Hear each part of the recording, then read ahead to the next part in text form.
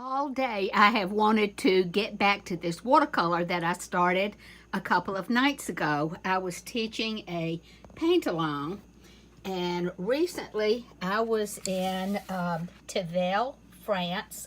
I visited the a vineyard, the Prieure of Montezargues, and it's in Tavel, France. And I took this photograph and I liked it. And so I wanted to teach it at my paint-along. So I did a line drawing of what you see here so that people could get something on their paper really quickly, and then we could concentrate on painting for probably 2 hours. So I too wanted to paint, and this is what I did during our class time. And you can tell, yes, I painted purple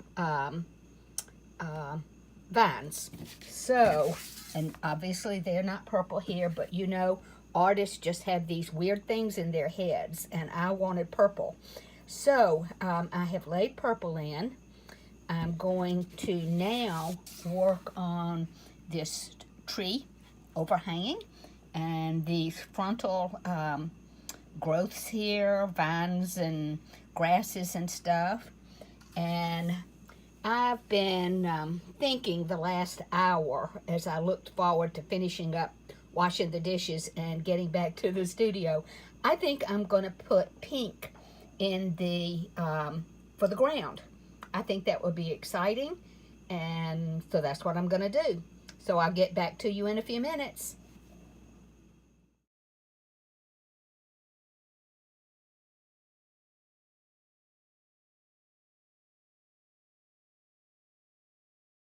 Now, I'm experimenting right now.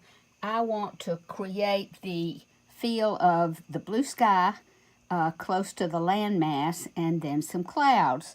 So I am using a wonderful Daniel Smith color. This is what I am using.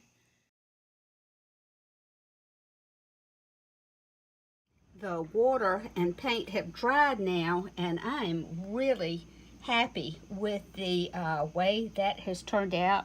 I'm real happy with the watermarks. This watermark is a bit bold, but it's going to be under where the tree limbs are. So I am now ready to paint those limbs. Oh, what a fun night.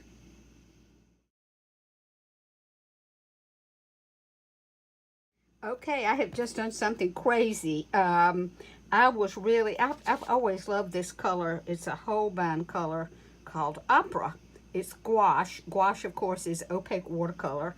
And I was just dying to see that hot pink underneath those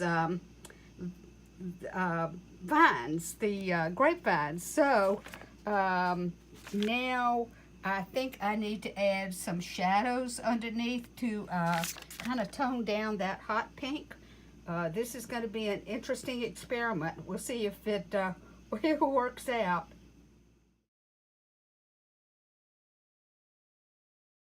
Do you want to talk to me? I'm ready to paint now. Are you going to help me? What do you think? You going to help me? Because you're right here on top of all my stuff. You're creating a bit of a challenge. What do you think about that? Are you going to help? Are you going to be a helper, kitty? Not going to talk to me today? Well, I'll try to work around you, okay? So, folks, I'm just ready now to, I'm going to add some shadows under here, as indicated over here. And I'm going to use probably something in that. Oh, do you like that now? Are you inspecting? You're going to inspect my painting? Okay. Maybe not. So, we'll be back in a minute. Ferdinand and I will be back in a minute. See, Ferdinand has changed positions. Now, I have just added some brown with just a little bit of yellow in it over the pinks, going back to this.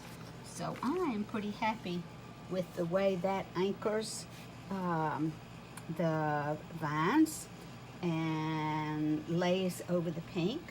I've put a little bit of green into here. It's still wet to fill in that area. And I think now I'm going to move to this top area, which will be the overhanging tree limbs. So I'm sure that Ferdinand will be happy with this next part.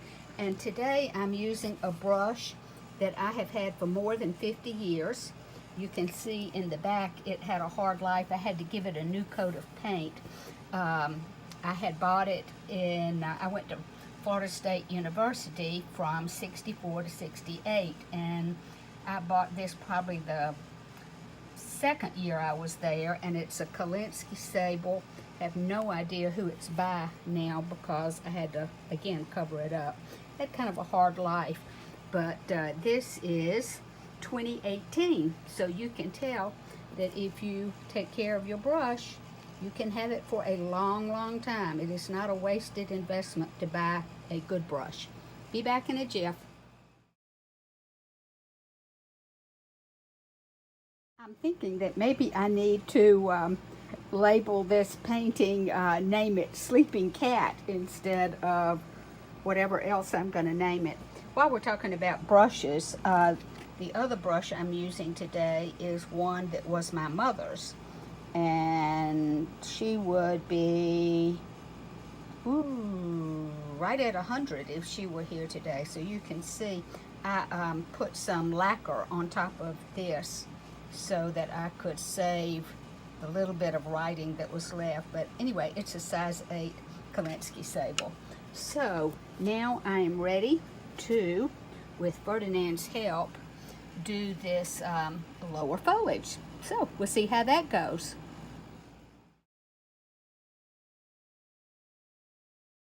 Well, Ferdinand has been my apprentice today, and I got to paint this in spite of Ferdinand's help. And who knew that pink dirt could make me so happy? I am really pleased with the way this turned out. This has been great fun, and I hope you've enjoyed being with Ferdinand and me. We've definitely had a nice Sunday afternoon. See you soon. Bye now.